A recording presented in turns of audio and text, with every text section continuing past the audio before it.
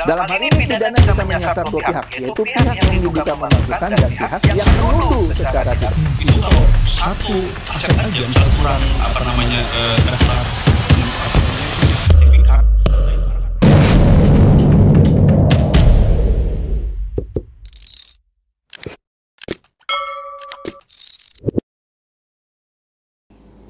Halo Bapak Ibu, saudara-saudari sekalian, lovers and haters. Salam cerdas Indonesiaku. Jumpa lagi kita pada kesempatan kali ini. Bagi Anda yang belum subscribe channel saya, silakan subscribe channel saya. Tekan loncengnya agar Anda dapat notifikasi setiap kali saya mengupload video-video saya. Oke, kali ini saya akan membahas mengenai justru ijazahnya Rismond Sianipar itu yang bodong. Ntar saya kasih lihat buktinya ya, dari seorang ahli yang sesungguhnya dari cyber forensik. Nantilah ya, makanya jangan di skip kalau nonton video saya, simak sampai habis. Oke, ini cepat dulu nih yang menumpang lewat ya. Kita lihat yang pertama nih, cuitan dari Kampungan Nora. Akhirnya ditangkap juga loh katanya ya. Pelaku pembuat meme Prabowo Jokowi berciuman ditangkap polisi diduga mahasiswi ITB. Jadi sebelumnya ada meme kan ya, gambar Prabowo sama Jokowi berciuman. Yang bikin ini diduga mahasiswi ITB. Ditangkap. Makanya mulai sekarang ya, jangan sembarangan nyebarin hoax. Apalagi bikin fitnahan, meme, apapun gitu ya. Nah ini satu sudah ditangkap. Kemudian apalagi? Nah ini nih, ini rajanya buzzernya ya, sebut saja yang capres dan cawapresnya kalah ya. Di sini disebut sebelah kiri itu beritanya bos 150 buzzer yang sebarkan narasi negatif soal Kejagung dibayar 864,5 juta sama siapa belum diungkap ya. Ini dia tampang yang di sebelah kanan ya. Ini ada cuitan dari Selika. Dia bilang, inilah tampang buzzer munafik yang belain Tom Lembong. Enak bener dibayar 864 juta.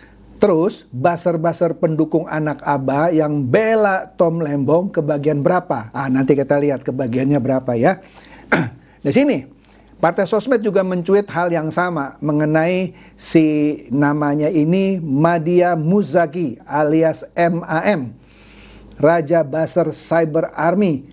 Paket 850 juta digenapin ya di sini ya. Anak buahnya 150 buzzer.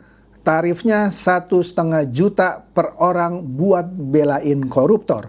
Nah, Partai Sosmed bilang ironisnya mereka pula lah yang menuduh semua akun yang mendukung pemerintah sebagai buzzer. Ternyata justru mereka yang dapat bayaran. Makanya kena lo ya. Kemudian Vicky Yosi juga mencuit yang berhubungan dengan itu. Lah, buzzer goblok anak Aba jangankan dikasih 1,5 juta buat sebar narasi negatif hoax dan serang kejaksaan. Dikasih amplop 50.000 aja sama nasi bungkus mereka mau demo. Ya kan? Inilah kaum otak somplak alias kadrun pekok. Anda lihat tuh ya beritanya dari Kompas ya. Kemudian, ICPC mencuit berhubungan dengan itu, dia bilang keywordnya Tom Lembong katanya ya. Tagarnya macam-macam, ada yang bebaskan Tom Lembong, kemudian reuni Islam bangkit, kemudian turunkan Fufu Fafa. Nah ini bayaran semua ya. Happy hunting katanya ya. Nah di bawah itu berita kompas.com-nya bilang inilah bos 150 buzzer yang sebarkan narasi negatif soal Kejagung dan dibayar 864,5 juta. Mantap. Ini baru mantap nih. Oke? Nah, kemudian Vicky Yosi juga mencuit yang berhubungan dengan itu. Siap-siap dibongkar oleh Kejaksaan RI akun-akun buzzer bayaran yang nge-tweet negatif serang Kejagung. Kan ada 150 ya. Astaga, ini luar biasa nih ya. Ketangkap semua nih ya. Makanya Anda nggak suka sama pemerintah, oke, tapi jangan sebarkan hoax. Oke? Sudah pasti buzzer-buzzer gelomboran keok pilpres yang selalu bela koruptor. koar-koar bacot nuduh ya para pendukung pemerintah disebut buzzer rupiah. Ternyata mereka yang dibayar untuk bikin hoax dan serang Kejaksaan RI. Panik nggak? Ya panik lah. Kemudian Dede Budiarto juga mencuit ya soal akun-akun yang terindikasi bagian dari 150 akun yang bosnya sekarang sudah ditangkap dan jadi tersangka. Serentak sedang cuci piring, hapus akun dan segala macam. Nah, kita lihat nih ya, dia bilang cek cuitannya dengan seksama sebelumnya dan sesudahnya ya. Di situ ada 4 cuitan dari para buzzer ini. Kita lihat nih yang pertama, Bang Nalar, ini yang paling sering. Dulu dia pernah ketangkap dan beritanya dia bayar denda 50 juta terus bebas ya. Dia bilang, lah terus ngapain Tom Lembong jadi tersangka? Lah ini kan ngebelain Tom Lembong ya kan. Pokoknya udah deh ya, karena dapat bayaran. Kasihan amat dijadikan tersangka korupsi, di mana kerugian negara terjadi bukan pada menjabat. Siapa ya mendak setelah Tom Lembong? Nah dia kan belain Tom Lembong ya kan. Nah di situ adalah 2 berita lagi, nggak usah dibahas. Pokoknya kita tandain ini Bang Nalar namanya ya. Kemudian M3 ya, dia pakai singkatan lah ya. Itu kalau dilihat namanya Tan Marem ya. Wah oke deh. Kemudian dia mencuit menegakkan hukum dengan cara melanggar hukum. Hasil anak haram konstitusi. Nah inilah nyerang-nyerang kan. Oke. Nah di situ dia mengkomentari lah berita dari Kumparan ya, yang soal Kejagung menyatakan soal aliran dana ke Tom Lembong. Apa harus ada dulu baru disebut korup? Nah ini dikomentari sama si M3.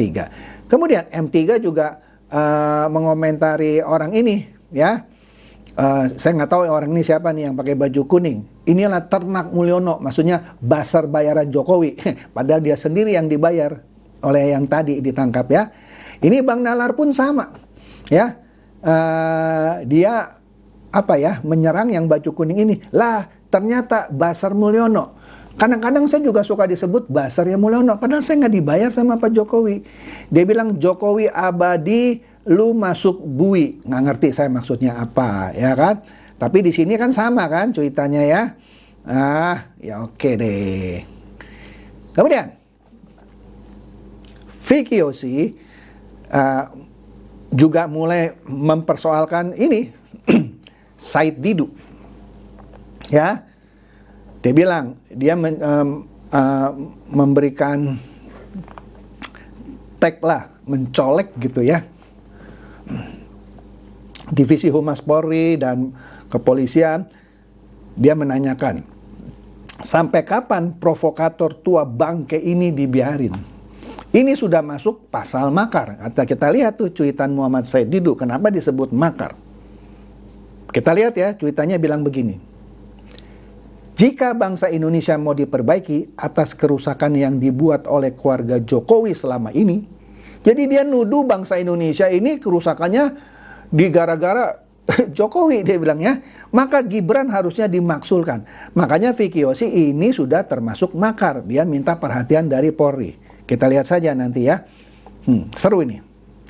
Kemudian Dede Budiarto juga mulai membangkitkan atensi lah kalau saya lihat ya, baik itu kepada Polri maupun netizen. Dia mengomentari soal Refli Harun. Ya kan, saya juga sering lihat lah Refli Harun. Pokoknya channelnya itu pasti bertolak belakang lah dengan channel saya. Terus saja nyerang-nyerang pemerintah Jokowi tanpa dasar. Kita lihat ya, Dede Budiarto bilang begini. Gara-gara dicopot, dendamnya kesumat. Bikin caption bombastis biar banyak yang nonton dan dapat cuan. Nah di bawah kita lihat dulu tuh ya cuitan Refli Harun. Breaking news katanya. Baru saja diperiksa Bareskrim Mabes Polri, Rizal Fadila kemudian mampir ke Refli Harun RH. Dia mencuit sendiri nih, kasih bocoran. Jokowi segera ditahan. Nah, walaupun pakai tanda tanya, itu kan bombastis. Nah, ada 2 berita di situ kita lihat nih ya. Fakta bahwa dia dicopot sebagai komisaris utama Jasa Marga di tahun 2018. Dendam dia ternyata.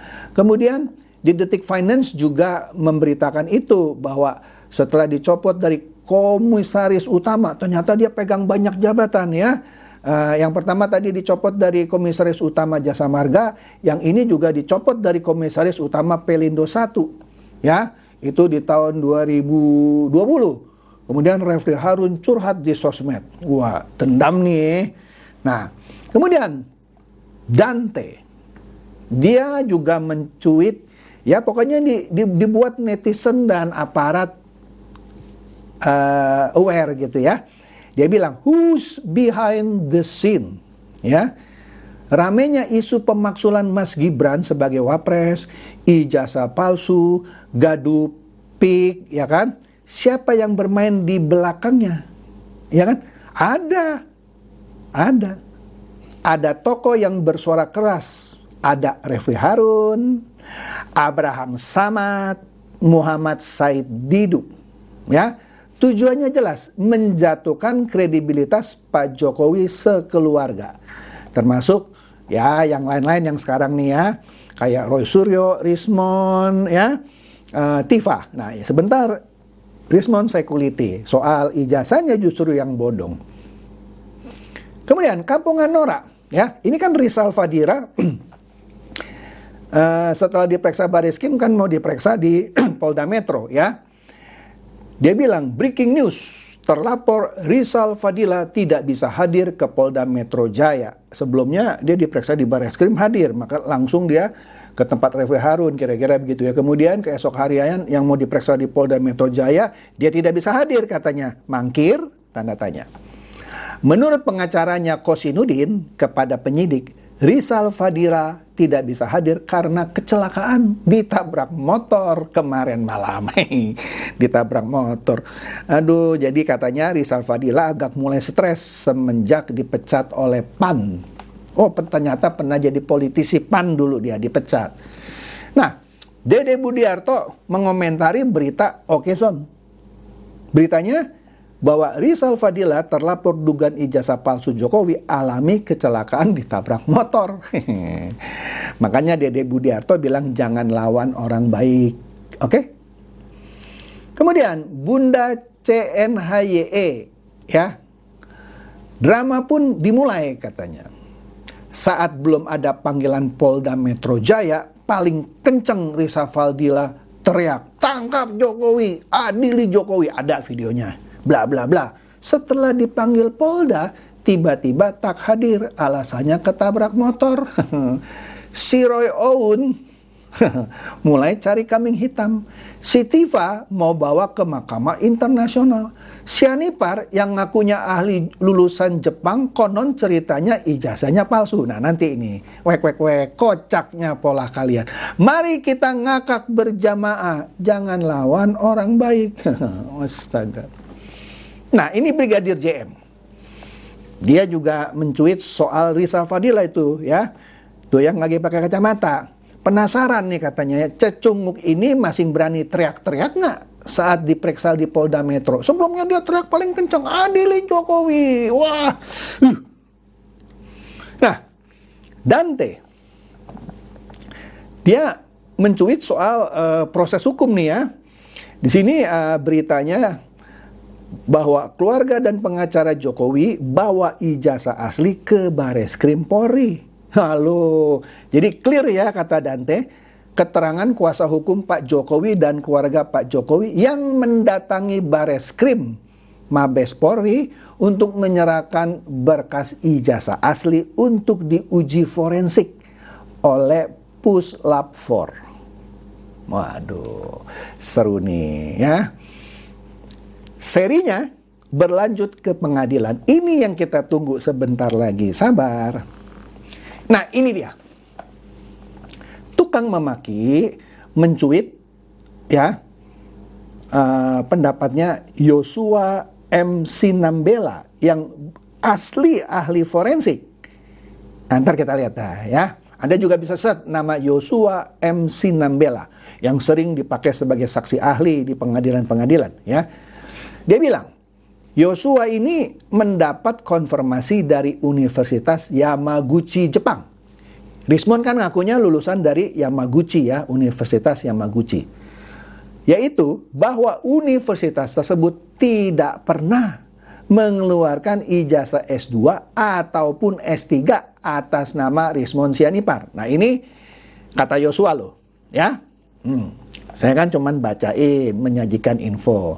Berarti katanya, ijazah S2 dan S3 Rismond Sianipar dari Universitas Yamaguchi diduga palsu.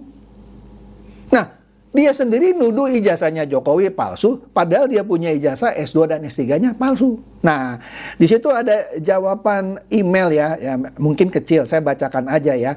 Ini adalah email kedua dari Tomomi Sumori, Yamaguchi University. Dia tujukan ke Universitas Gadjah Mada dan juga kepada Bapak Yosua Sinambela. Nah, ini saya perbesar nih, ya. Dia bilang, saya Tomomi Sumori dari bagian akademik Fakultas Teknik Universitas Yamaguchi. Mohon maaf atas keterlambatan balasan ini. Terkait ijazah yang Anda lampirkan, Universitas Yamaguchi tidak pernah menerbitkannya. Salam hormat, Tomomi Sumori, bagian akademik Fakultas Teknik Universitas Yamaguchi. Ya, jadi Rismond ini adalah pemilik ijazah palsu yang asli nih, asli pemegang yang palsu maksudnya ya. Jadi ternyata ijazahnya yang dari Jepang palsu. Wih, bisa gitu ya. Oke. Nah ini lebih detail nih dari Aprilia ya.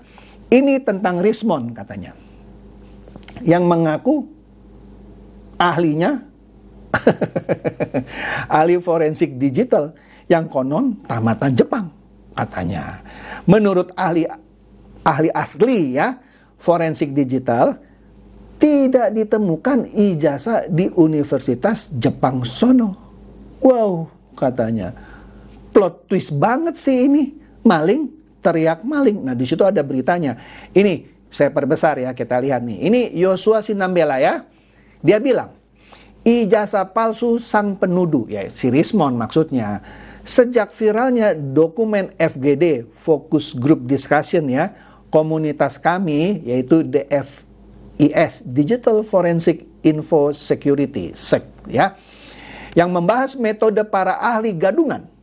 Banyak akun medsos penggemar si pakar gadungan yang membandingkan title dan keahlian saya, maksudnya keahlian si Yosua ini ya, dengan si pakar gadungan.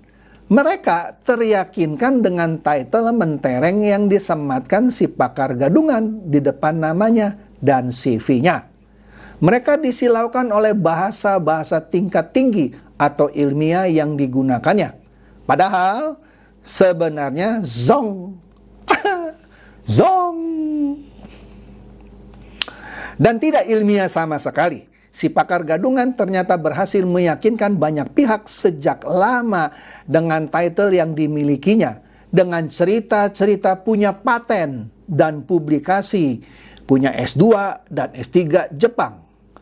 Kemudian, dari informasi ex-kampus dia bernaung, si pakar gadungan sejak pulang dari Jepang tahun 2007, ya, sudah tidak melakukan tupoksi utamanya, yakni Tridharma Perguruan Tinggi. Dia pernah di universitas apa itu ya, Mataram kalau nggak salah ya, saya lupa dah. Akhirnya diberi pilihan pensiun dan tanpa hak pensiun, ya. Jadi katanya, ini tentu saja menjadi kabar buruk bagi para pengikut si pakar gadungan, penuduh ijazah palsu Jokowi. Saat FGD sebelumnya, Focus Group Discussion, beberapa peserta FGD yang merupakan alumni program doktor PhD dari Jepang sudah mempertanyakan siapa sebenarnya si pakar gadungan tersebut.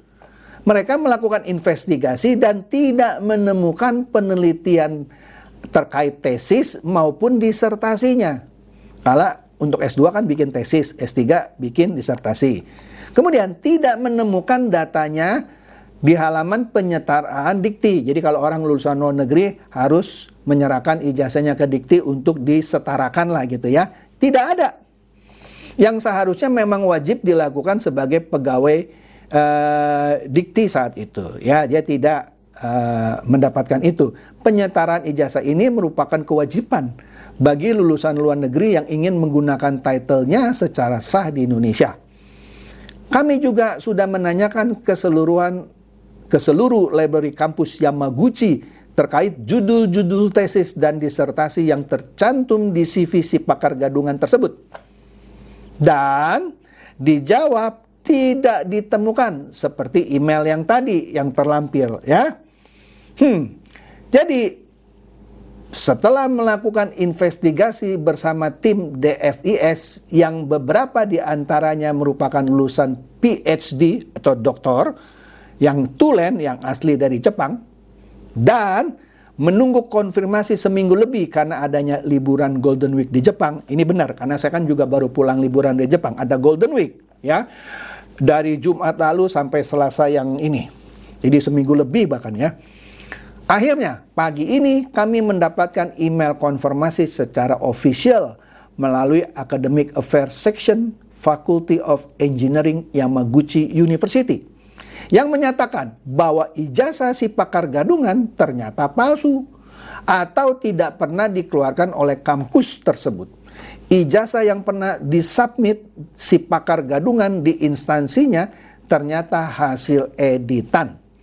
Ada beberapa typo dan tidak mungkin ditemukan di ijazah asli. Padahal dia sendiri bilang itu Times New Roman itu begini-begini. Padahal dia sendiri hasil editan, ya. Ada beberapa typo, ya, yang tidak mungkin ditemukan di ijazah asli, apalagi ijazah kampus Jepang. Ketahuan nih. Karena tidak cukup untuk membahas dalam satu tulisan di artikel ini, maka kita akan bahas detailnya di pertemuan berikutnya. Itu ketutup tuh di bawahnya. Oke? Jadi, inilah, ya, kalau netizen bilang, katanya maling yang teriak maling. Jadi kesaksian Yosua Sinambela ini penting banget ini bagi Bareskrim, bagi Polda Metro Jaya. Ya sudahlah, siap-siap aja lah, ya, masuk Hotel Prodeo, ya. Senang saya nih melihat kupasan seperti ini.